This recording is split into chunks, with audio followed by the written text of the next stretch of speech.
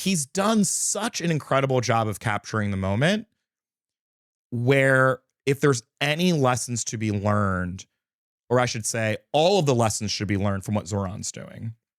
And here we have someone who is not endorsed by Chuck Schumer, Hakeem Jeffries, and Cory Booker. This is someone who won the Democratic primary of New York City. This is the most important and biggest city in our country. This is someone who also, speaking of Cory Booker endorsed Bloomberg for mayor, an independent, not even a Democrat. Not even a Democrat. Yeah. He endorsed Bloomberg, and he has refused to endorse Zohran. Why has he refused to endorse Zohran? Because of how Zohran has been unapologetically pro-Palestine, how he has been unapologetically calling out this genocide for what it is.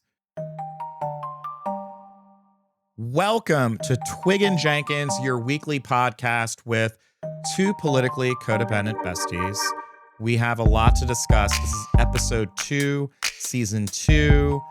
We're right back at it. I'm not used to being right back at it with you like a day or two after recording. How does that feel for you? Oh, we're in it now. Is it too much? No, never. Okay, just want to make sure. No. Just want to do a tone check. You know what I mean? Appreciate that. That's what friendship is all about, right? Just making sure you're aligned. Mm-hmm. What are we going to discuss today, Twig? There's too much to discuss every week. That's why we're coming to you twice a week. One issue we did not get to tackle last week was Gaza. Yeah. And here's the thing. I mean, there's a lot of people who are smarter and more studied on this topic than I am, that I think, or than we are, if I speak for both of us. You can. But what has been really fascinating to me about it is, I mean, there's so much to unpack, right? There's the implications of what's happening on the ground. There is the opportunity and sort of the back and forth of what the deal actually means, who could have gotten it, under what circumstances, who was involved, who wasn't.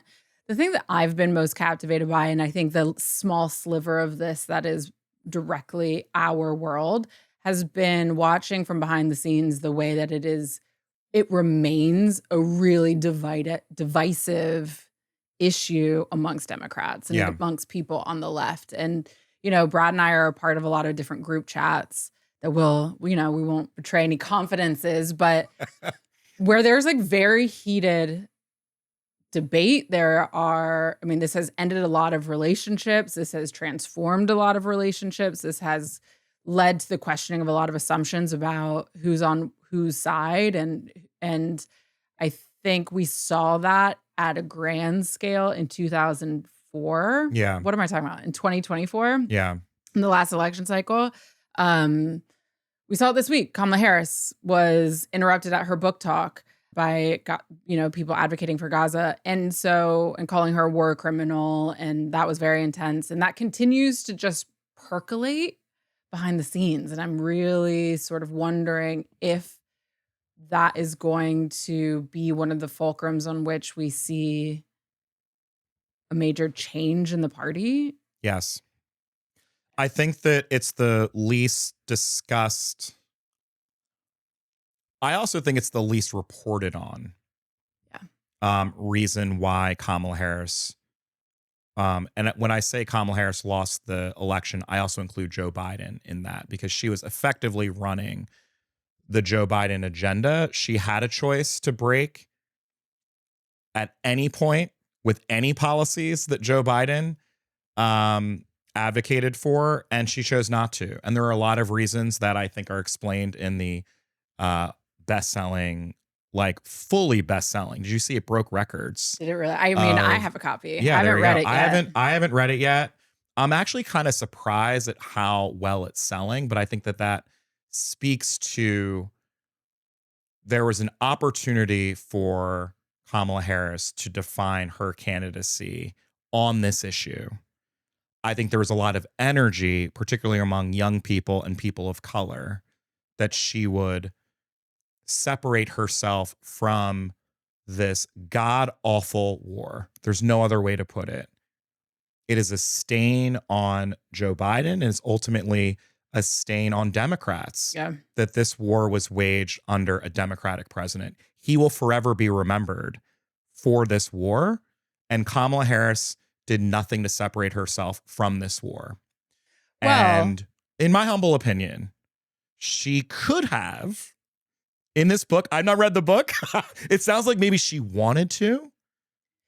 well, I think even when she was still the vice president, right? She was the highest profile figure of the administration. Even then, she was creating some distance, right? She gave that speech Right. and she Good was point. like, this is a catastrophe this is a humanitarian catastrophe. We have to let in aid. We have to blah, blah, blah, blah, blah. So she said something. But what I think is important in what you're saying and what I think is in the reality in this moment is that the art of subtlety and the politics of subtlety and nuance, people have no patience for it. Yes. Right? The base has no patience for it. Activists have no patience for it. Operatives have no patience for it. The people who we know and interact with or in group chats with should be the people who are most understanding that, a subtle nuance between the opinion or position of a vice president and president is actually a really big deal and is Yeah. often Yeah. really hard negotiated and costs you something. Political capital or social capital or whatever, or a different policy that you wanted to take on that you're not going to get to take on anymore.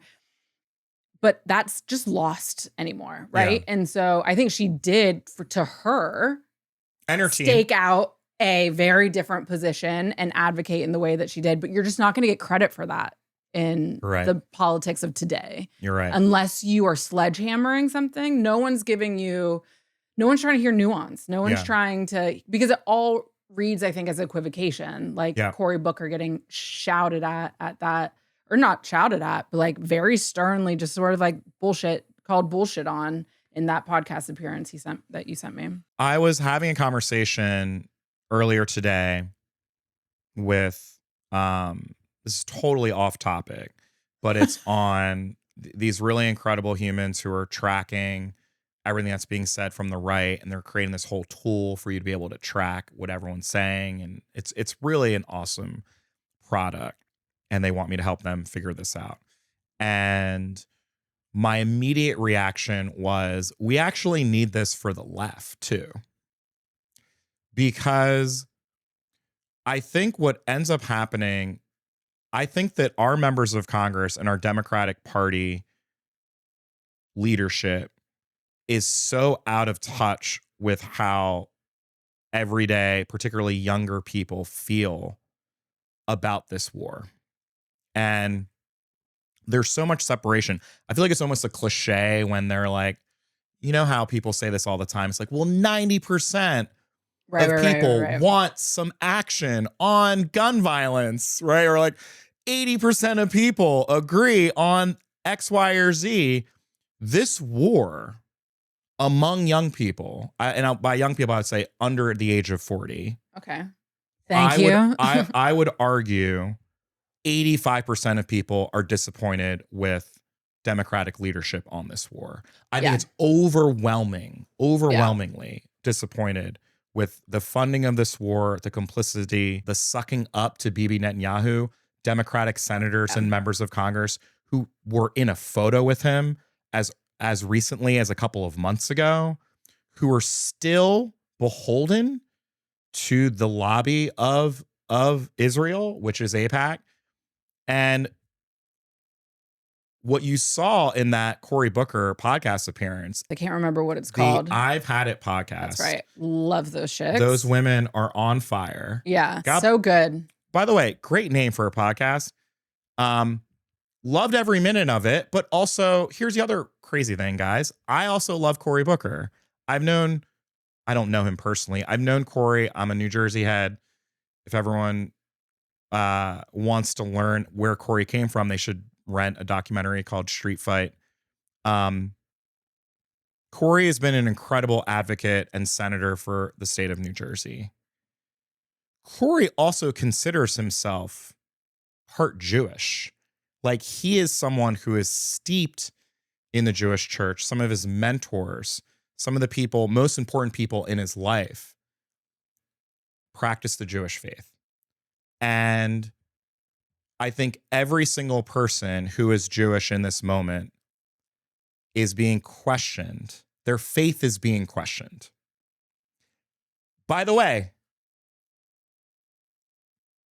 everyone should be questioned. What they believe in should be questioned. I'm not saying that they shouldn't be questioned, but that is what's happening within the Democratic Party right now. There is a very real, when you have a big tent, you talked about this too. When you have a big tent and you believe that demography is the future, like, oh, but we have all of these different kinds of people. We're never gonna lose. We're never gonna lose. It's like, you know what happens when there are certain issues that certain parts of the tent disagree with, and don't just disagree with lightly. Disagree with your whole being. Disagree with your that's whole what you're identity. actually. I think that you're bringing up the profound miscalibration that exists within the party. Is it's one thing to have a difference of political opinion. Yeah. What we are watching unfold in these group chats or in kind of behind closed doors is a sacred identity. Yes.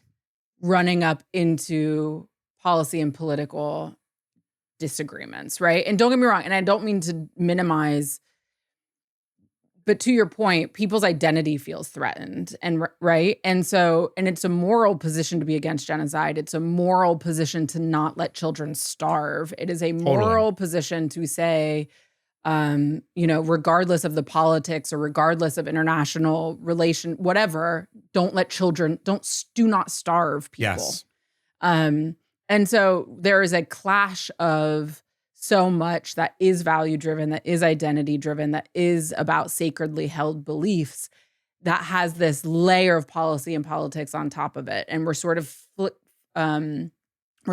like flitting back and forth between the two in all of these conversations. And I think that has the power to be really destructive and break a lot of trust at a time when we really need it, right? When we really need to find ways to not only hold a coalition together, but expand it. And that gets tougher and tougher when you really, when people who agree on 90% of other things become like mortal enemies. Yes. And this has become a single issue. This war has become the animating single issue for young voters and voters of color. There's no more important issue. When we talk about issues that Democrats hold dear, when we talk about preferences, you do the exit polls for every election and you ask the standard questions, right? What is your number one issue? The economy, healthcare, equality, marriage, whatever it is. I think time and time again, this has been, you see it online, you see it in discourse. This war has been horrific. This is a horrific, I don't think that people understand the scale of how bad this war has been. And Democrats and now Republicans share equal blame in this war. And young people are fed up. They're fucking fed up. Yeah. And not just young people, because that podcast was a whole bunch of grown, beautiful ladies were fed up with the bullshit. And that has been the challenge, right? And when you ask people who are one issue voters to say, but that's not it. There are other things too. That also, speaking of things that fire people up, right? I think to your point though, part of what is so frustrating, even taking into consideration Senator Booker's identity, even taking into consideration his longtime advocacy, and he really, he made a point and said he takes a fraction of his money from AIPAC, what have you, taking all of that.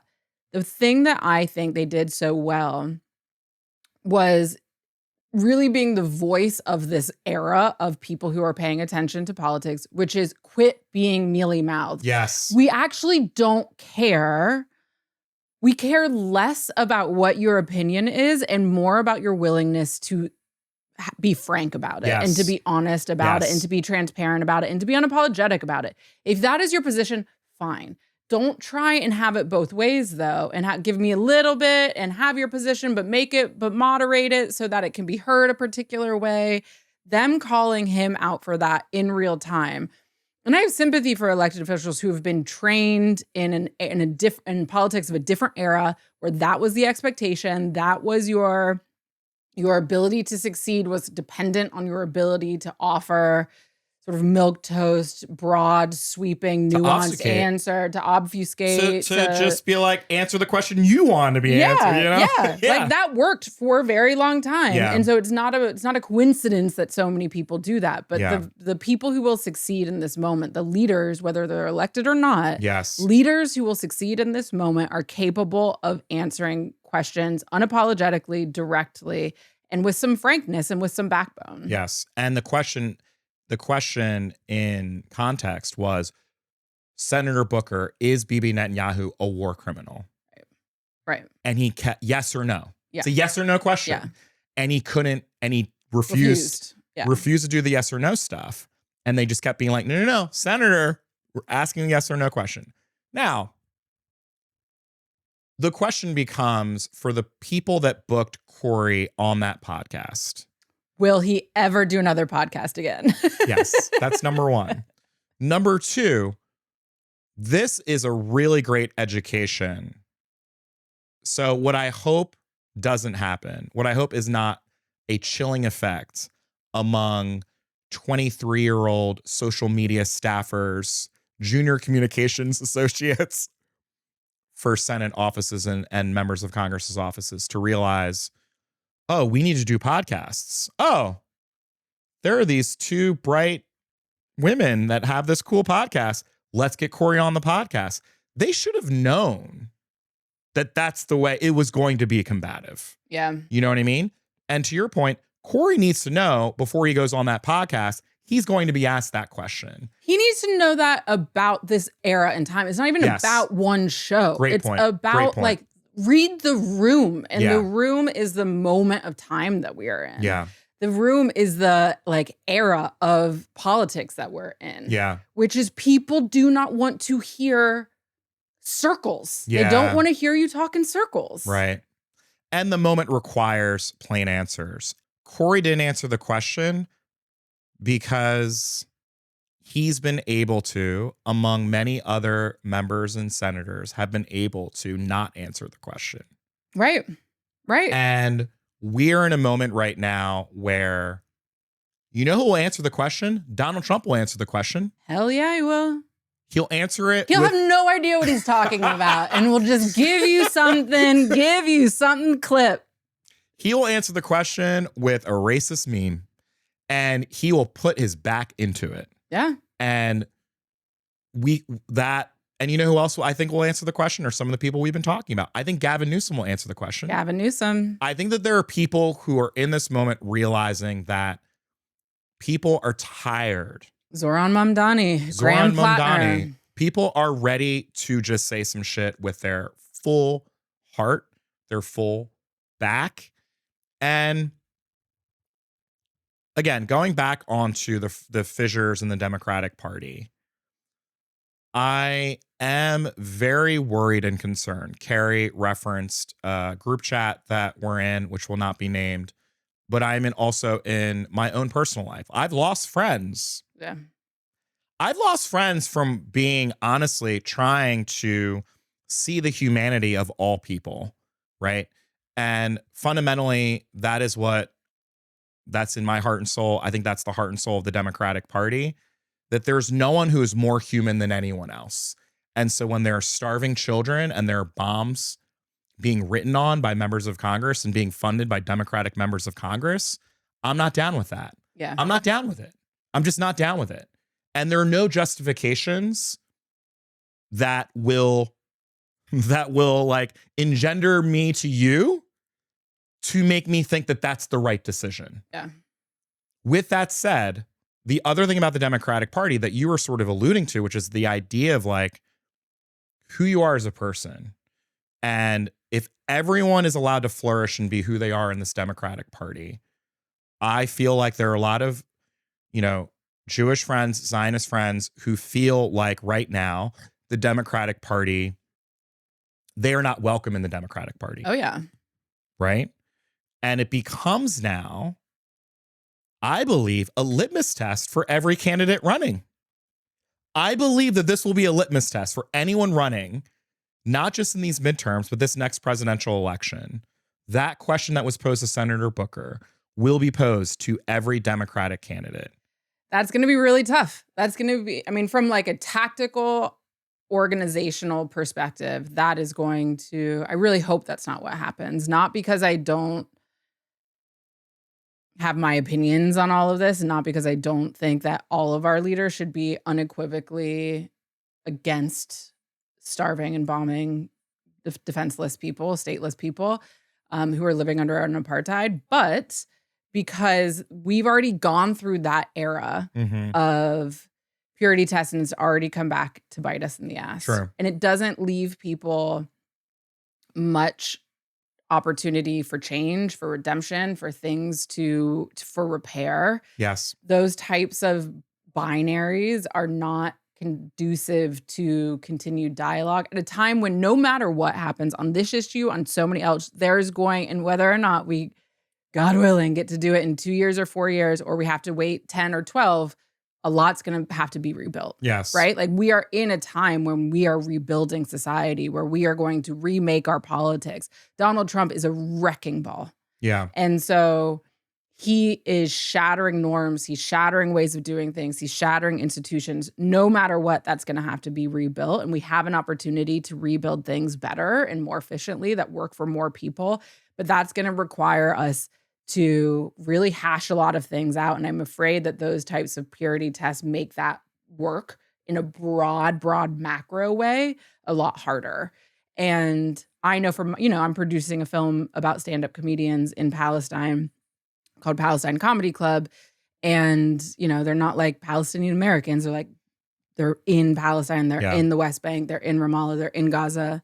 And, their whole, for some of them, for my friend Allah, his whole community was destroyed. Yeah. Destroyed, flattened. Yeah. We were shooting before the war started, and we have all these locations. They're all gone. Yeah. They're gone. Yeah. And he's standing on rubble, right? And even in the process of making that film, supporting that film, I've had incredibly heated conversations with friends of mine, colleagues of mine, about why we would do this project, right? Why we would be willing to show anything about Palestinian life. And that, we worked it out. But if that conversation had ended shortly after it began, someone really dear to me would not be in my life anymore, right? And so that's a, personal anecdote about a broader political reality. But if Democrats are going to put together a meaningful coalition of working class people, of people with different racial and ethnic identities, people with different immigration statuses, then it can't be a yes or no. And I know a bunch of my friends are going to find that really annoying, but I really hope that's not where we end up. Well, the challenge, I think, honestly, this is a great segue to the Mamdani race. I think that there's so many things about Zohran Mamdani's rise. What a breath of fresh air. What an incredible candidate. I think the way that he has been able to master the art of storytelling, where when you watch his campaign ads, he's not the star of his campaign ads. Have you noticed that? How he's always kind of like the host, where there's always like everyday New York City people, and he's putting a spotlight on them. And he's like allowing them to sort of fill the frame. And he's always just kind of in the background, like, hey, I'm running for mayor, right? Like, he's done such an incredible job of capturing the moment, where if there's any lessons to be learned, or I should say, all of the lessons should be learned from what Zohran's doing. And here we have someone who is not endorsed by Chuck Schumer, Hakeem Jeffries, and Cory Booker. This is someone who won the Democratic primary of New York City. This is the most important and biggest city in our country. This is someone who also, speaking of Cory Booker endorsed Bloomberg for mayor, an independent, not even a Democrat, Not even a Democrat. Yeah. He endorsed Bloomberg, and he has refused to endorse Zohran. Why has he refused to endorse Zohran? Because of how Zohran has been unapologetically pro-Palestine, how he has been unapologetically calling out this genocide for what it is, and also in his feels saying, I'm going to arrest Bibi Netanyahu. He walked it back. As a war criminal. He walked it back. But no, but that is the, anyone who wants to tell you that there are any other reasons why, that's full bullshit. Oh, yeah. Full bullshit. Including Corey. But again, Yes. but this is the thing. And like, this is why the hosts of that podcast were so right to call him out. Yes. It's because it's so obviously bullshit. He's like, I'm not going to get in a New York primary. And it's like, well, of course you are. It's a total outrage. We're Hakeem Jeffries. I mean, you represent New York, bro. I know. You represent New York City, bro. Yeah. You can't sit this one out. And he keeps saying, oh, I haven't sat down with him enough. He won the Democratic primary. No, it's outrageous. And it's completely outrageous. So there's two things happening, right? And he's already drawing challengers for it, and rightly so. He should. Yeah, rightly so. Hakeem Jeffries should. Yeah. So here's what's happening. You have the Democratic elite, and I would include Chuck Schumer and Hakeem and Corey and many others, who believe that they are insulated, who believe that they can just do whatever they want to do, that the rules do not apply to them because they don't like the way Zohran is acting with regards to this issue. So it goes both ways. It goes both ways. For the people that tell me, well, it's just a single issue, so you can't get your panties in a bunch over a single issue, right? So then I would say the same to Hakeem Jeffries. Yeah. This is a single issue, Hakeem Jeffries. This is a fundamental schism within the Democratic Party. By the way, spoiler alert, Zohran's going to win. Spoiler alert, Zohran Mamdani's going to win. So now you look weak. Even worse. You look weak, powerless, petty, petulant, out of touch for what? To what purpose is the other part. I think I'm really kind of like fired up by it because I'm like, what is the end goal? Well, right. It's also what's happening in Maine, right? So we Yes. saw Chuck Schumer endorse homegirl, the governor. Mills, Janet Mills, over Graham Plattner in the contest for to replace Senator Collins. And it's just sort of like, listen, I know that he's probably known Janet Mills. I'm assuming he's known Janet for a long time, and maybe that's friends. They're both almost 80 years old. So that's a long-term relationship. So ageist. And I value loyalty. And it's sort of like this track record, just for the reason of her having Chuck Schumer's endorsement. I hope she loses. Yes, agreed. Generally speaking, I'm very pro primary. Sure. I think all elected officials have to go through primaries. I think it leads to better candidates. I think it reinforces what we're all here to do, reminds people of what the work is. And the way that Chuck Schumer is creating a track record of being on the wrong side of like the temperature of the moment. I just want to see, like, he's undefeated. He's undefeated in being wrong. He's undefeated in wrong choices. Yeah. Just, in the immortal words of Ta-Nehisi Coates, like, was silence not an option? Yes. You know what I mean? Yes. And it's just like, stay out of it, bro. Even for right now. Yeah. And listen, Plattner might have some liabilities. Apparently, there are some very saucy tweets that are getting, now released or whatever. So someone's dropping some oppo. Yeah. Who cares? It's sort of, I don't know, I haven't read them yet, so maybe I will care. But the entire framework of their picking and choosing when to exercise their authority, who they're choosing to exercise that power on, which does have directional, instructions in it for donors, for access to lists from the DSCC and other resources that help you win a campaign. It's really infuriating, and it is not setting us up for the sort of all coming together that we need to actually affect or implement the long-term resistance movement that we need. I agree. I mean, I'm so glad that this Mamdani race is happening this year as opposed to next year. Yeah. Right? Because Yeah. I think that my hope is that, you know, once we get past this, once Schumer and Corey and Hakeem are like, okay, like we did our bidding for the donor class. I mean, there's no other way to put it. We did our bidding to the donor class, which is that's what this is. And there are a lot of, look, the donor class is a very real force within the Democratic Party.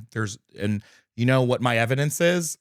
This is my evidence that they feel that beholden to the donor class that they just can't say, yeah, he won the primary, I endorse him. That's all they have to say. Yeah. They're withholding their endorsement. And making it so much more of a liability. And making it so much more of a liability.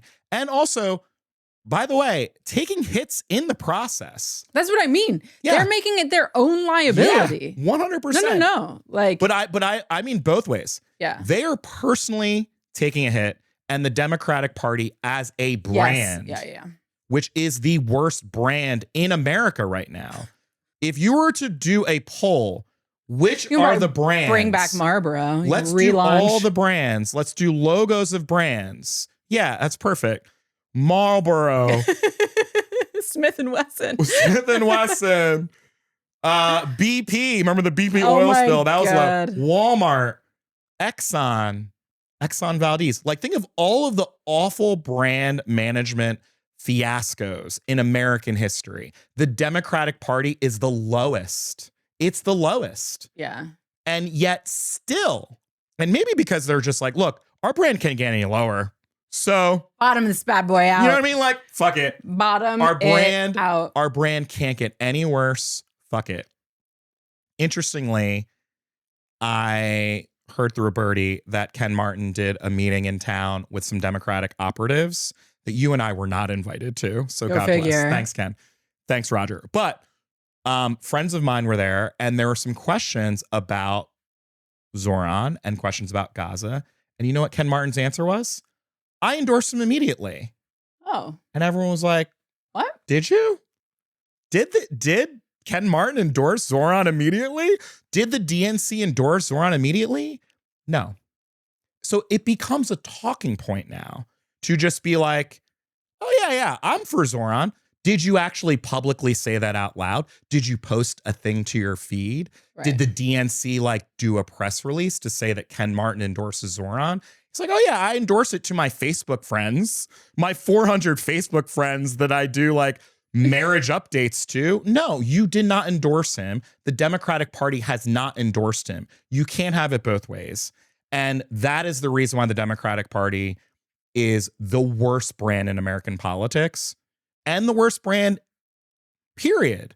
Because to your point, people are tired of you fucking around. Yeah. And the Zohran race has revealed what does the Democratic Party stand for. And right now, as I say this, my wife was up at 4:30 a.m. yesterday at the Supreme Court. Yep. The Voting Rights Act is literally under attack. It's being gutted. The NDRC, Eric Holder, my wife, Biz, are doing incredible work to protect the Voting Rights Act. Shout out Marina Jenkins. By the way, that yesterday's hearing did not go well. No, it didn't. At all. And so with all that said, I am a Democrat through and through. But it's like everything we've been saying, Carrie, with regards to immigration and the deportations, with regards to just kind of like putting your head in the sand, pretending like this is not an issue. Democrats will regret what they're doing with Zohran. It is really ridiculous. Canary in the coal mine. It is. Yeah. And there's still time. By the way, there is still time for Corey. If you guys are watching, Senator Booker, what's up, man? How you doing? Booker Hakeem, and Schumer, there is still time to endorse Zohran Mamdani, and you should do it. There's no reason why you shouldn't do it. You should do it tomorrow. Save face. Save the Democratic Party face. You're going to look so dumb when he wins. Well, I think they're already, to be fair to them, I mean, I don't know who really even considers them the head of the Democratic Party anymore. You know what I mean? But they are. Schumer and Jeffries are the head of the Democratic Party. In one tiny part of it. I mean, I honestly don't. Yeah, it's a great point. When you talk to other Democrats, are they taking any cues from those guys? True. Like they've lost so much kind of political or moral authority with people who consider themselves Democrats. Our homegirls over at that podcast, what's it called? I'm not having it. Our homegirls over at I'm Not Having It, better leaders of the Democratic Party than, you know what I'm saying? Like they would probably win more fealty, more signups, which I think is a really important thing. If so much gets built outside of the Democratic Party, no matter what. And that's always the case.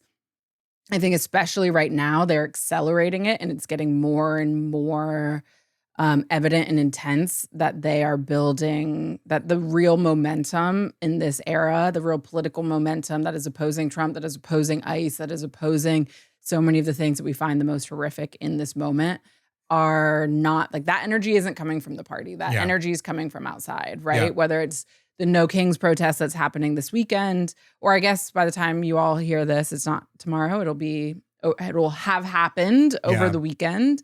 I'm going to miss it. On track. I know, because you're going to go be with a bunch of Ivy League elites. I'll be here. But it, is on track to be one of the largest mass organizations or mass demonstrations in American history. That is not something, I don't even know if the Democratic Party is participating in that, if they're attempting to build for that, if they're helping to build for that. It's such a great point. And to an extent, like, does it even matter? Like, who's even checking for them at this point? It does matter. That's the thing. It does matter. There's a really great piece, I think it was in The Atlantic, about the catastrophic drop-off in voter registration for Democrats, for young people. Catastrophic. In this MAGA movement that we've discussed about, the Charlie and the Trump and the Steven Crowders, there is a pipeline of young people, particularly on college campuses, registering as Republicans. There is no pipeline at all for young people registering as Democrats. Do you know why? Because of what we just discussed with Zohran Mamdani. That the Democratic leadership can't get their heads out of their asses to realize what they are doing to the brand of the Democratic Party. Using this single issue, because I'm going to throw it right back at them for the people who are like, oh, it's just a single issue. Okay, great. So then why are you using this single issue to hurt the Democratic Party when we have a rising star who has been the best communicator in the Democratic Party in years? Yeah.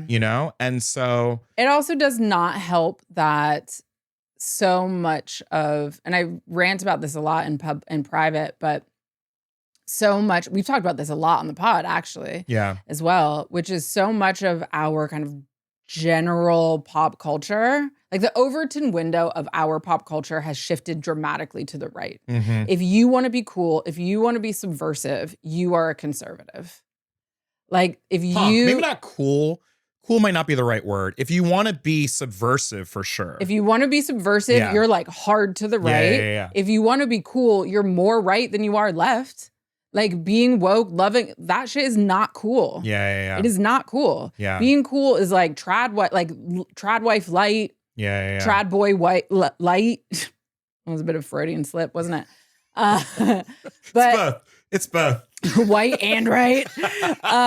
Like that is what is being cool that's what's being reflected as being cool in so much of our general pop culture. I'm not talking about like what's happening in this town. I'm not talking about people who are already paying attention to stuff that's happening on the left. Like I'm talking about if you're just like Katie in Missouri and you're not thinking about any of the stuff we're talking about ever, what is being reflected to you in pop culture is a pretty conservative, traditionalist, patriarchal, vision of the world as what is fashionable and in vogue. What is interesting about that, though, too, right, is I was thinking about this recently. My son is a huge Rage Against the Machine fan. God bless Congratulations. Oscar. God bless Oscar P. Jenkins. We listen to Rage every single morning. So I dropped my 2 kids off at school. I dropped Sadie off. She's like 2 minutes away, but we're running late, so I drop her off. And then on the way to drop Sadie off, we're listening to new Taylor Swift. Then as soon as we drop her off, Oscar's like, Dad, turn it on. Go right to Rage. And, I was thinking about this moment that white kids, white families are going through their own Rage Against the Machine, which is to say, like, that feeling of being punk and being yourself and being unafraid to be Christian and white. That is, quote unquote, going against the grain. Totally. When white supremacy has never been more powerful. Not never. Maybe not never, but within the past 20 years. But has never not been present. Has never not been present. Never not been dominant. But the culture shifts. But my point is, like, it's a swing. It's a swing back and forth. And so what you have now is this feeling of, it is a feeling of grievance. It's a feeling of being seen. It's a feeling of being punk. And if we can't even get our own shit in order, I guess this goes back to the Gaza conversation, because we're in this chat with the most diverse, brilliant, hilarious, like, accomplished people that I know in politics. In all sorts of stuff now. And also in all sorts of stuff. And we can't even see the humanity in this chat. How is the Democratic Party going to figure this out for millions and millions and millions of people? I guess that's the question for Carrie Twigg. That's the reason why you're here in DC. You came back to solve all of these problems. Obviously. Like what if you're Governor Westmore and you're preparing, he's doing his cute thing where he's like, I'm not running for president. It's like, okay, you're not running for president. And he's like, Carrie, I'm assembling a team. How do I talk about Gaza? How do I talk about, if I'm asked the same question that Senator Booker was asked, what do I say? Well, here's the thing. I actually don't know. I don't think the most important part is the answer. Okay. I think the most important part is your honesty. Yes. Great point. Great point. I don't know how much I care. Yeah. It could be yes or no. Yeah. But do you believe it? Yeah. Yes. I actually don't care what your answer is. I don't want to be gaslit. You are not my ex-boyfriend. Please stop gaslighting me. Yes. You know what I mean? Yes. And it's like, I just want everyone to be just say it. Just say it out loud. Such a great point. Be bold, be brave, have some courage of conviction, and say the thing that needs to be said. And then deal with the people that disagree with you from that place. Yes. Right? The truth will set you free. Because Pete did it too. Our boy Mayor Pete did it too. Yeah. He was obfuscating as well. He was doing the whole... Right. He's like, genocide is a legal distinction. It's like, just please stop. Please stop. Yeah. And look, we're not saying every issue is black and white. We're not saying we don't love context. We don't love having, this is why we have a long form podcast. We can talk through it all. Yeah. But I completely agree. I also agree with you that I want to see candidates fully 360 degrees. And there are a lot of people, depending on where you live, that are not going to agree with me on every single issue. But here's the thing, and here's sort of part of the point that I was trying to make earlier, is that those conversations get a lot harder if we don't have culture on our side, right? And right now we don't have culture on our side. And so that makes the broader decisions feel, because we're being attacked on all sides. Yeah. And so people are feeling so much pressure because I think the wind, they're sensing the wind, and the wind feels in our face right now, right? Yeah. And so it makes us more act in a more scarce way, act in a more fearful way, turn on each other. Whereas you think about the policy disagreements we had in the early Obama era, and the tone of them was so much more generous. Like we didn't feel threatened. And I don't think that's just about the fact that we lived in a different media landscape. I don't think that's just about the fact that the ideas didn't feel so dire or the consequences didn't feel so dire. I think it was because we just felt like winners. Yes. And we felt like the broad strokes of the country agreed with us. And so we weren't fighting over scraps, right? Yep. And right now, I think we feel so far on the outside that it makes you sort of insecure and turn on yourself. And one of the things that if I were Wes Moore, I'd be, and not even, I mean, I have no interest in ever being an elected official, but one of the things that I think, if I were Mark Cuban, if I were J.B. Pritzker, if I were Wes Moore, if I were anyone who is considering even vaguely running for president, the number one thing that I would be doing is just pop culture, and doing my best to elevate both the stories and the individuals that most reflect the values that and the shared qualities that they have with me. Like, part of what makes Trump successful is that the number one television shows are all the sort of Taylor Sheridan, Yellowstone franchises. John Dutton is a Trump-like figure, right? Yeah. He's a powerful patriarch who breaks the laws, who runs for office, who has this big sweeping family that's power hungry, whatever. All of the characters that we see on TV show us what we think, give us a framework to understand people in real life. True. I use the example all the time. The number one show in America before Barack Obama ran for president was 24. And it had a black president who's known for like being high moral and loving basketball and having a beautiful black wife and all of these things. Barack Obama is a once in a generation politician, but shows give us a moment of familiarity. And so that when you show up as a leader and saying, trust me to be the guy, vote for me, you are either someone that feels familiar or you are not. Yeah. And right now, Democrats do not feel familiar to people, in addition to not feeling trustworthy, in addition to not feeling cool or subversive or fighting for anything. And so much of that is because we're in such a messed up storytelling cycle, and we keep going, like we're in a downward spiral, just keeps getting worse and worse, and issues like this only make it more complicated. There's a lot there. Clip it. Twig just cooked. We call that a cooking twig session. I agree with you. I'll push back a little bit though. I do still think that Democrats are infinitely cooler than Republicans, right? Well, of course you do. Because the other part too is like, ask kids on a college campus though. If Democrats are wait, let me finish. I said Republicans because there's this distinction between Trump and Republicans. Trump, he may have, taken over the Republican Party, and they are now all just like his pawns, and they're all just wearing MAGA hats and trying to be like Donald Trump. But Trump has so uniquely in, everything that he's done, he's run against being a Republican. Like in the Republican primary, he was saying all of the shit that was non-kosher, non-standard. He came in with a fucking wrecking ball and was like, I am just Donald Trump. Don't trust these guys. Don't trust these guys. Trust me.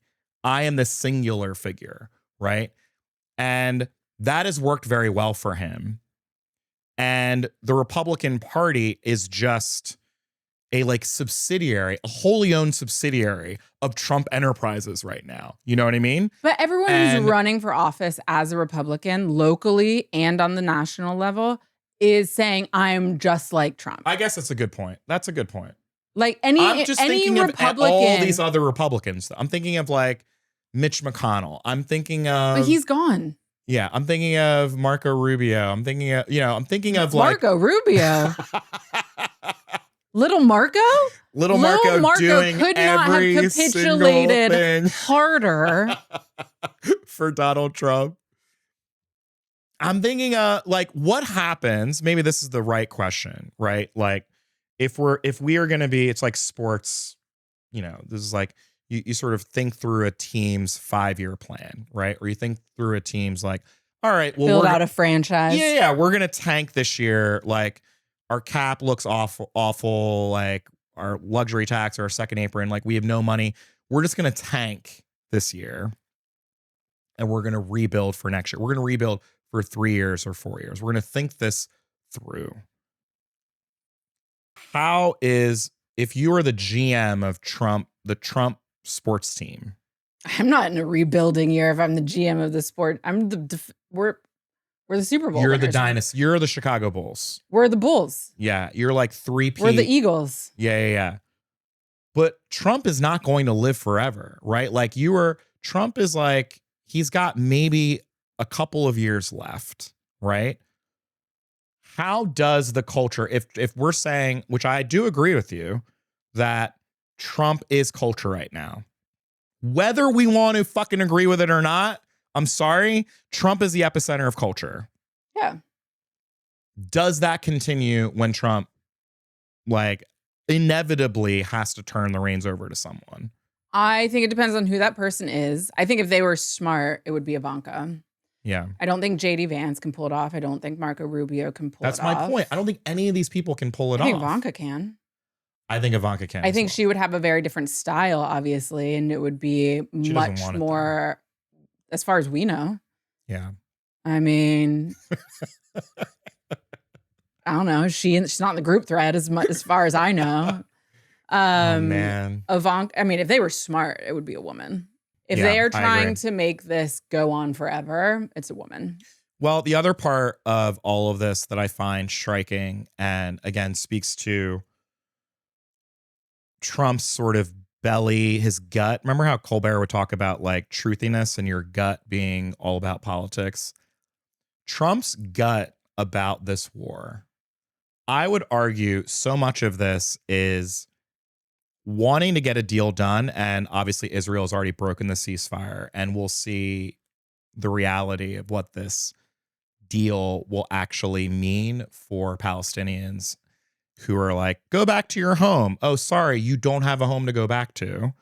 And what a lasting peace looks like. But just for him to be able to ink a deal and say, I was able to end this war, to every kid that's been protesting, to every young person that's been upset about Joe Biden, Kamala Harris, and Senate Democrats supporting this war. Trump always comes from a place of winning. And I do worry, like, I'm not going to lie, like, I do worry that regardless of how this plays out in the day-to-day, the like reality for Palestinians, to your point, your friends, and what that means, the devastation, I don't think that will matter to Trump. What matters to Trump is his hope and ability that, like, okay, that's over, we're moving on to the next thing, right? Like, well, that's how he does everything. Yeah. But I mean, but it's to your point, it's the marketing of it, right? Yes. Like passing out Trump as the peace president, yes, red hats, right? Pushing for the Nobel Peace Prize. Pushing for the Nobel Peace Prize. Understanding that he had a problem and a vulnerability in his base who wanted him to be beholden to the commitments he had made when he was running for president again. There would be no more wars, getting into trouble with his base when everything was popping off with Iran. And so, to Trump's credit, and this goes back to sort of what we were talking about with Ezra and the way that he was kind of fanboying for Charlie Kirk, drawing the distinction between politics that are good and politics that are effective, right? And Trump is a very effective politician, and he is responsive to potential friction with his base instantaneously. But right? I think that this is also persuasion too. I think that this is something, he knows how unpopular this war is among young people. That's the point that I'm making, right? So he was starting to get flack for the fact that this war was ongoing. Yeah. And so he has moved quickly to try and end it, right? Yeah. Now, we all know that he loves a Band-Aid and not a lasting solution. That is Trump, like, de rigueur.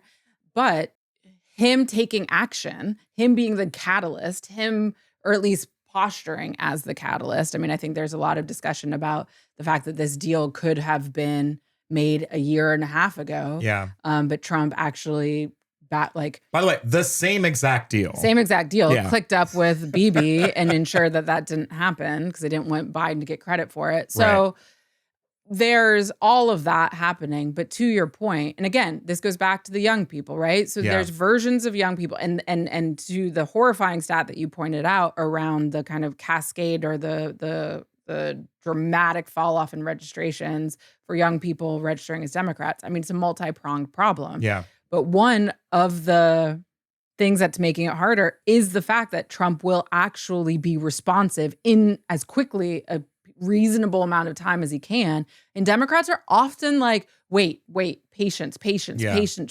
Again, because they're trying to do things the right way. Yes. But we just don't have that type of leeway with our base. And I want us to get back there. I want people to be patient. I want people to be appropriately aligned and calibrated to the time and the level of complication these things take. And yet they're not right now. So we have to figure out how to communicate better. And the mealy-mouthness does not help. The pop culture of the moment does not help when you have what's cool, maybe not what's cool to you, but what is cool being Republicans and not being Democrats. And I think that's influencing people. Young people want to belong. We all want to belong. Yeah. Particularly acute for young people. And if it seems like where the cool kids are is on the right, that's where they're going to be more inclined to go, especially the ones who come from like apolitical backgrounds or just like haven't been paying that much attention. And finally, if your thing is to be punk, if your thing is to be subversive, like the fact that you can just do whatever on the right and get away with it versus the reputation, both earned and unearned on the left, which is if you say the wrong thing, do the wrong thing, have the wrong opinion, that you're going to get shouted at, shouted down, or cut off or kicked out, is really troubling. Like that Politico article this week with the young kids, the signal chat that got leaked between these young Republican staffers, hard R M-bombs, F-bombs, not the fun ones that Brad uses all the time, calling people Jews. I mean, it was just horrific. They're using monkeys. Yeah, it was awful. And so, and getting no punishment for it, right? Well, we've created this culture, right? Like, I mean, it's always been there, but I think that Trump has emboldened that sort of vibe. And this goes back to sort of But if you're a young person who gets off on that, if you're a young person who young people are always going to get off on it. Right? Yeah, saying the thing that they're not supposed to say. That's delicious. Yeah, no, our friend Yossi texted us this crazy meme that came directly from the White House. And I just responded back like, we're past the point of no return. Yeah. Right?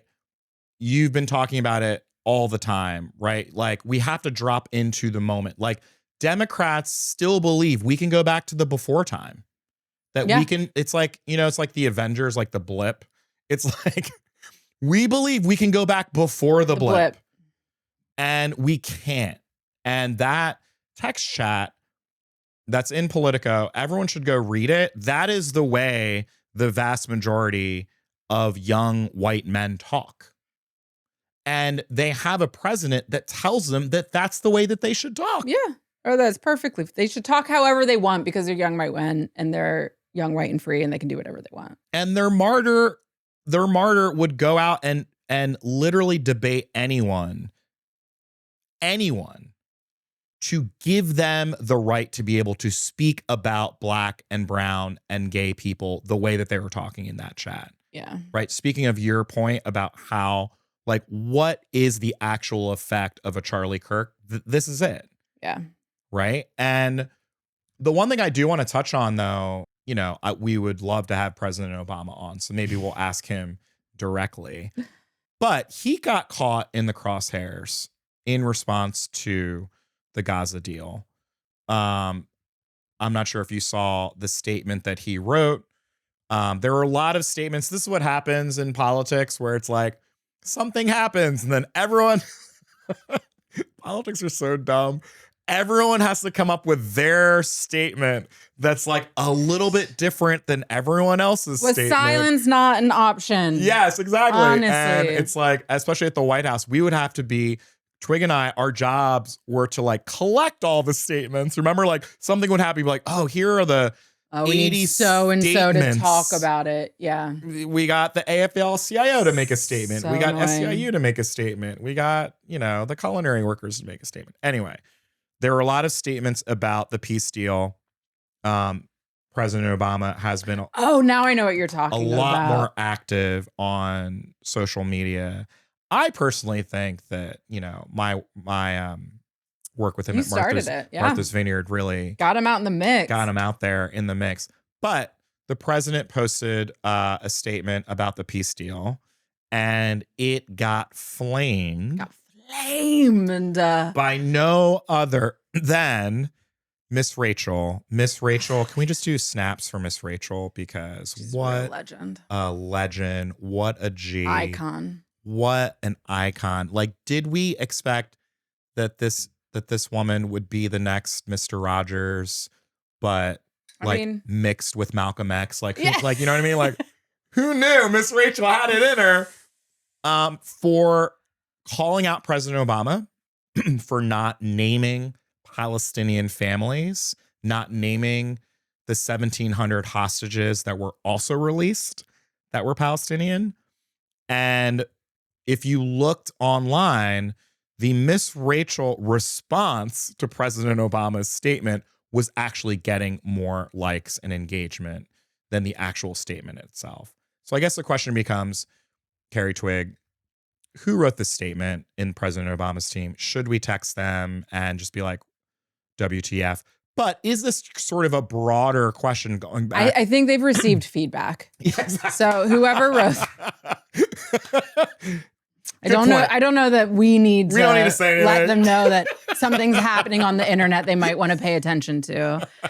They've received feedback. Listen, I read it, and I think, it's a really, really, I think Miss Rachel is right, but it's a really, really easy mistake to make. Of course. Right? And I don't know that on first reading, I would have, that would have jumped out to me. And part of the reason is not because I don't see it clearly once it was pointed out, but I think for me, I have such reflexive trust for President Obama. Sure. I would give him the benefit of the doubt. Sure. I know in my bones and in my fact that he does not draw a line between the value of an Israeli life or a Palestinian life. Like, I would never, I'd go to the mat for that. You know what I mean? And so that type of thing just wouldn't necessarily occur to me because he just would get I just would not be reading him as critically as perhaps someone who doesn't have that kind of reflexive trust would read his words, right? Yeah. Even knowing that he didn't probably personally write them, even if he did approve them. Right. Likely he did not personally write them. And I think he, presuming, which might be an incorrect assumption, but let's assume that he did approve the statement, right? Personally read it, personally approve it. I think because he also knows his own mind, it's just not a mistake you catch. Yeah. And yet, at a time of such heightened scrutiny, like it's really tough. I feel really bad for who wrote it because it's 100% incorrect. Like, it is, her critique of it is right. It actually does do that. And so much, I think, it really does create a differential. Yes. When you say Israeli families and you say Palestinian citizens or something. He didn't even use the word Palestinian in the statement at all. Citizens of Gaza or Gazan people. Gazan people. Yeah. And to your point, you're right. Like, these statements go out, they're written usually by like some junior communications person. Who doesn't want to use the same word twice in a sentence. Who doesn't want to use the word twice. Whatever. And like trying to find the right tone, trying to use the president's tone. But you're completely accurate to say that the emotions of people about this war, I've been working in politics for quite some time, either really in it at the White House and on the campaign, or proximate to it. I feel like I'm like proximate political right now, right? Like I work for a lot of projects and people and campaigns that are political. I'm not a quote unquote political operative right now. Yeah. There has never been a more defining issue of this moment than this war. Yeah, I don't think so. And so you can't fuck this up. You just can't fuck it up. Yeah. And it speaks to the fact that of all people that called out our former president, our former boss, my role model, our guy forever, President Obama, we can't wait for you to be on the pod this season. That it took the voice of Miss Rachel to point it out, right? Yeah. And because I do think that this speaks to the larger problem with the Democratic Party. I was reading other people's statements too around the same time that President Obama put out his statement, and they were all way worse than his. Like President Obama, you know what I mean? Like, it's not funny. President Obama's statement was actually quite good compared to a lot of the others that came out. Yeah. Right? But the Democratic Party, if you looked at all those statements, none of them used the word Palestinian in them. Right. Look, we all need to evolve. We all need to realize and be, that's another good point. Like we need to be responsive and listening to the American people. Elected officials' jobs is to represent what people want, what they want, not what you want or your donors want, what the people want. And what Miss Rachel showed was what the people want. The people want you to name it. Say Palestinian. Don't fuck around. Yeah. Don't use these terms that are not the terms. Or be more thoughtful about not showing equality of sympathy. Yes. Good equality of compassion. Yes. Like our compassion has gotten so conditional. And Yes. I feel like that's as much of what she was reacting to, what Miss Rachel was reacting to as anything else, is that this person who exists in the public consciousness in our civic life as someone who is even-handed and equality-oriented and compassionate seemed to offer more compassion and more humanity to one group than he did to another, when the suffering has been unimaginable and Yes. and just grotesque, right? And so I think that is something that we need to be, again, like, I don't know how you would have fixed that. I mean, I think it was just like a clumsy error of somebody who didn't think, I think it's a semantic error. I think it was Yeah. somebody who poorly structured a sentence, probably didn't want to say families twice, Yeah. and didn't think to say Israeli and Palestinian families or whatever, was trying to do some silly dance, which goes back to the theme of this podcast, which is when you have to be mealy-mouthed, you open yourself up to critique, right? When you are trying to thread a needle of not saying the thing, not saying Palestinian, not saying yes or no, you use all these words that then completely open you up to be misinterpreted. Yes. No matter what your intention was. And so simplicity is our friend here. And I think it's just, you got to learn the lesson. Speak Yes. clearly, speak in short sentences and declarative statements. I love this so much. It's almost like the way that you just said that is the way like my wife tells me. She's like, do this, do this. You know, like sometimes people just need to be told what the fuck to do. Yeah. And when it comes to the Democratic Party and members of Congress, by the way, I will give a shout out to our homie Andy Kim, who we were just with. But you know what Andy Kim put in his statement? Palestinian families. Of course he did. But I'm sure his team Of saw the course blowback. he I'm did, sure people. the team saw the Miss Rachel blowback. No, you're totally right. Which is also this is a different horse to beat, but it's pretty an uncharming phrase. But again, I've already said it once, I'll say it again. Yeah. Was silence not an option? Like, also, do we have to make statements on everything? Well, this is it's a 2-year war. Like, I think that this is a pretty big deal. I think that I think that the president I understand should have Obama. made a statement for sure. Yeah. And I'm glad Andy Yeah. nailed his. Well, no, but he didn't though, because here's the thing. Well, did he even need to make one? No. I think that he sort of nailed it. But if you were to go, this is the thing about the internet, is you can go read the comments. That can be like a whole segment. That's a segment we should maybe Never read workshop, comments. which is, did you read the comments? Should be a segment we work through. But I read the comments and people were upset because Andy did not use the term genocide.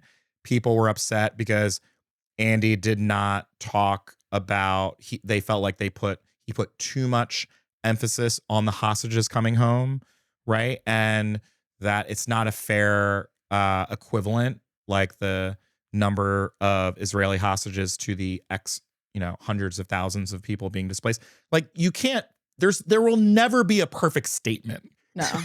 Yeah. You're never gonna write a paragraph on Instagram to accurately summarize the conclusion of a war 2,000 years in the making. A war that, let's just be real, probably will never end. Not to be defeatist here, but yeah, even when you do it right, you're gonna get criticized.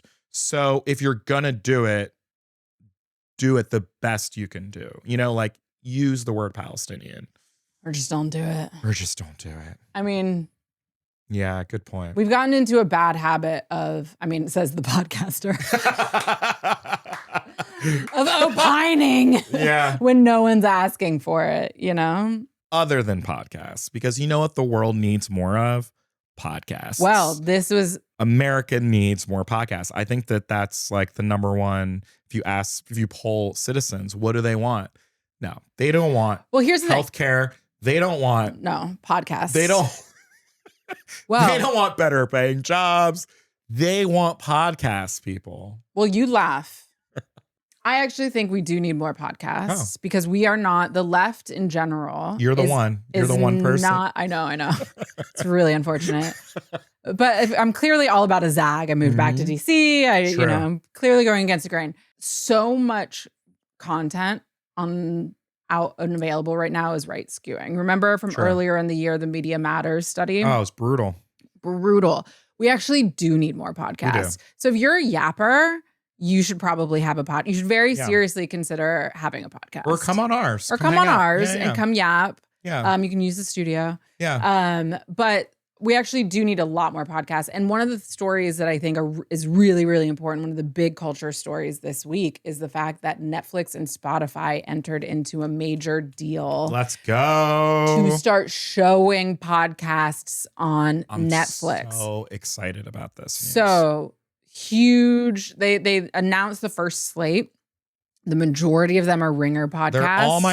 They're all my favorite podcasts. They really are. Yeah. All my favorites are coming to Netflix. I don't know why I would ever fire up Netflix to listen to a Ringer podcast, to be totally honest. But now you can. And also, I do think that there are so many people that just don't listen to podcasts yet. There is a huge untapped market. And global. So I'm not the target audience, clearly, because I'm already listening to these podcasts. But it's huge. It's exciting. It's exciting for Twig and Jenkins, honestly, because I also think that, when we think about linear television, right, which is to say, back in the day, we used to just have television on in the background. I mean, most people still do.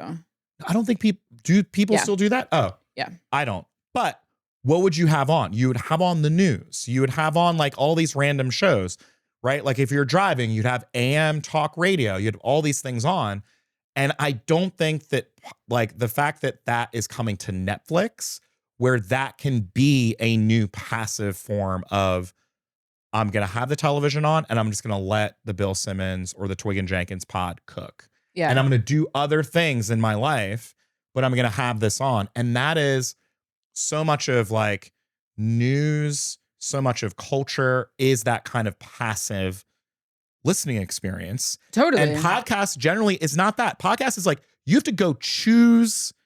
It's not like the radio. You got to go be like, I want to listen to that podcast in this moment. You know? I mean, yes and no, right? I think that because I think a lot of people do roll podcasts. Like you just because you go into the apps and they still make you playlists and they still roll from one to the next. But you do have to like subscribe or follow or whatever. So yes, to a certain extent, Americans watch anywhere between 6 to 8 hours of video content per day. How much of that is traditional, like on a television compared to like your device? I don't know off the top of my head. Okay. Because I would argue it's probably like 80% your smartphone. Sure. Yeah. But also the 60% of Americans dual screen. So even when they're watching something on TV, they're Good also on their phone, Good right? point. Yeah. And so Netflix is just the first to do this. Yeah. All of the major streaming platforms are going to have video podcasts on their platform soon. That's been coming for a while. I've talked about it here. Like we are not far from that day, right? This is both great for the reasons you just mentioned, but also super troubling because guess who dominates podcast charts? Right wingers. Yeah. So everything I was already saying about the fact that our pop culture, which shapes who we consider familiar, who we consider leaders, who we consider the winners, who we consider valuable, so much of that is already right skewing. And now we're going to be drawing more content from an ecosystem that the right already dominates. It's actually wildly troubling to a certain extent. Now, Netflix has already made clear, has clearly from the selection of titles that it announced is going on the site, is staying pretty far away from politics or any type of newsy show. It's very lifestyle, very sports oriented. I assume it'll continue in that vein. But at some point, the other buyers are going to be looking for like, who's going to get Joe Rogan? Who's going to get Barstool? Who's going to be making these massive deals with these other shows? Who's getting Call Her Daddy? Like, this is a massive, massive potential revenue generator for these streamers when they're already being pushed by their shareholders to increase their profitability. Yes. So it is exciting. It does represent interesting new opportunity for creators. And it is something from a political perspective we need to very seriously keep our eye on. It's a really great point. And you're right. I didn't think about that. That's why Carrie Twig is so good at her job. I didn't think about that because you're right. Netflix chose non-political shows. And they also chose a podcast network that The Ringer is not political by any means, but of the political-ish shows that do exist on The Ringer, they're all progressive, right? And so I think that there's a general, they didn't go out and partner with Barstool, for instance, right? They partnered with a network that, from a Hollywood perspective, is kind of like down the middle, liberal, safe. Yeah. But if you're Amazon, you're owned by Jeff Bezos, who is trying to make Donald Trump happy for all of his other massive government contracts around compute and whatnot.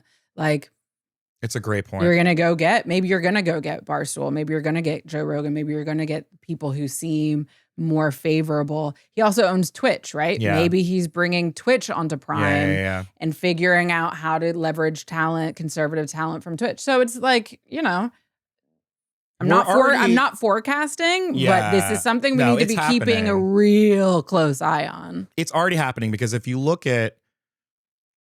even just look at sports media, right? If you look at Barstool, which is such a juggernaut in the podcasting space, they're also very quick on video, one of the forerunners in video.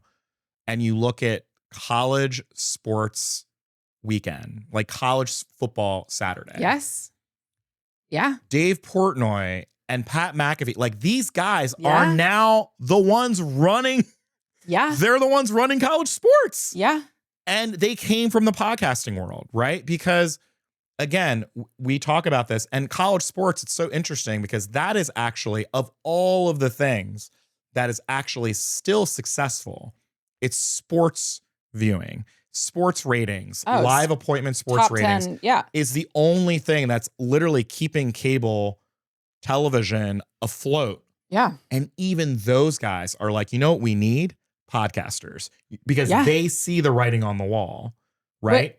And Dave Portnoy, I don't know if he would align himself with a political party, but Dave Portnoy offers a very conservative worldview. Yes. Right? 100%. So he may be pro-Trump, but like screw everybody else. I don't know. I actually don't know that much about his politics, but I know that it's generally speaking conservative skewing. I would say it's like right-leaning. Yeah. And therefore, he doesn't have to talk about Democrats or Republicans so long as he's presenting a conservative worldview. Yes.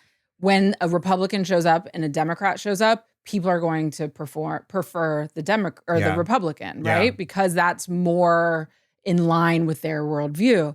And who is, to your point, college sports, that pipeline of young people. Yes. Like it's all feeding. Portnoy is a hero to young white men who watch college Not football. just white. Like we have to start getting really Good honest about the fact that we are losing young men of color as well. 100%. You're right. Not just white. And to that end, if you sort of follow this sort of logic tree that you're laying out, I think that if you think about cable news, like, sorry, now I'm comparing the least watched thing of all time. I'm comparing the most watched thing on television to the least watched thing on television. Where do you think cable news goes? Because I do think cable news could not be more irrelevant.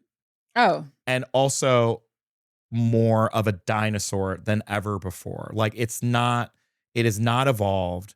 It is not bringing in, weirdly, I thought that they would like start bringing in podcasters. Like I was surprised that like there was no like crooked media deal with MSNBC. I was surprised that there wasn't some. Crooked's audience is so much bigger. Like why does it even, why would you? But could you not, if you're MSNBC, very like dumb question, could you not just literally just put Pod Save America on the 8 o'clock hour? Like whatever they record. But if I'm crooked, yeah, but if I'm crooked media, it's like, what's in that for me? I mean, you get paid like a licensing fee. Yeah, if MSNBC license it, they don't have to pay Matt out $8 million a year or whatever it is. But it's going to be a rerun, bro, because they're already listening. I guess that's true. The overlap is already there. Good point. It's not live. It's not daily. No. Good point. Someone needs to buy MSNBC or MSN Now or whatever they're going with. Someone needs to buy that, take it down to the studs and rebuild it. Yeah. Carrie Twig is going to do it. Listen, I will if I have to. But it's like someone should just take that totally down to the studs because there's such a, it could be so cool. It could be so interesting. It's going to take a lot and it's going to have to, require a lot of sacrificial lambs and like, or what is it? All the things that network news holds sacred, like have to go. They have to go. Yeah. Bye. I think there's a way of, well, one, there is daily content happening every day, right? It's Sam Cedar, it's Hassan Piker, it's Dave Pacman, it's Crooked. Like if you look at the sort of constellation of the best sort of podcasters on the left, like they are all doing their thing. To your point, they are so small compared to the universe of the right.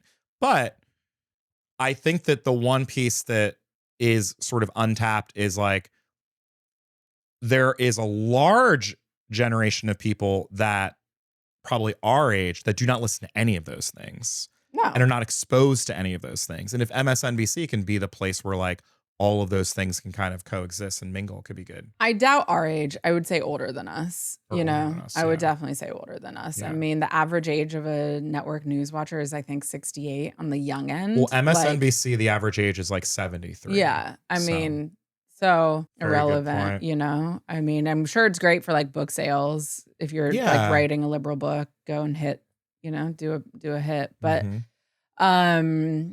not otherwise particularly useful. We're going into the weekend, no kings. We're going into a weekend where the government shutdown does not look any closer to ending. We're also going into the weekend where I am heading out to the West Coast for a little Stanford Law reunion. But I'll be back. We're going to see our boy Ronnie Chang next week, which is going to be fun. I'm so stoked. Our boy Ronnie is going to be in town. I'm having a big comedy week. I saw Trevor Noah the other night. Oh, how's Trevor? He's so funny. He's so smart. His podcast has gotten really good. Yeah, Bernie was on. Yeah, Bernie was on. And he did a great. I don't think I'm allowed to. And people were there. He did a great set, I guess, or very extended joke storytelling about the American healthcare system, which was great. Very interesting. Yeah, Love him. It's one of my faves. Your future husband. From your lips to God's ears. And then Ronnie and Hassan. It's gonna be great. It's gonna be so fun. It's gonna be so fun. I love it. Technically, we need more comedians according in DC. to Hassan's appearance on Ellen, it's Hassan, not Hassan. Hassan. You remember that? He like corrected her. Kamala. Yeah. It's gonna be great. Kamala. We are so excited. We're getting in gear, guys. We have a new YouTube page. We're gonna try to drive. Totally messed up our YouTube page. We have to start it over. No one is going to the YouTube page. Go to the YouTube page. I think we just need to put more content on the YouTube page. Yeah. We need to start juicing the YouTube page. We got to start juicing the YouTube but page. Even if you think you follow us on or subscribe on YouTube, you do not. So please, because we had to start over. So please go to the correct YouTube page, which we will link to. It is YouTube, Twig and Jenkins. You shouldn't even be able to find the old one anymore and resubscribe. Sorry. Please email us again. What is the email address one more time? Twig and Jenkins podcast @gmail.com. Twig and Jenkins podcast @gmail.com. We're on all the things. Give us your thoughts. This was a bit of a we're gonna have our friend Julia Yaffe on to talk Gaza. We're gonna her new book. And her new book. We have a long-standing invite to our homie Ta-Nehisi Coates through our friend Paul Montero. We would love for Ta-Nehisi to come on, especially after so obsessed with this incredible Ezra conversation. That is, interestingly enough, of the DMs I got when we were like, DM us about what we want to cover, Gaza. So, okay. So we're going to talk. I mean, we talked a lot about it today. I think we just scratched the surface of it, obviously. Yeah. And the politics of it. But, you know, I spoke at an incredible school in Chicago, and these kids were so inspiring. And not a surprise that they all wanted to talk about Gaza. Yeah. So. And I might put together a little screening of my film or something. We got into Doc NYC, big documentary film festival. Thank you. Congrats. We're also at IDFA, the International Documentary Film Festival in Amsterdam. So what's the name of the film again? Palestine Comedy Club. And you guys didn't say Children of Gaza Comedy Club. Gazan citizen, Gazan people. Comedy club. No, we did not. No, you didn't. Yeah. So I'll figure out if there's a way to get something cooking in DC so people can see that here. If you're not in New York, Amsterdam, or London. Cool.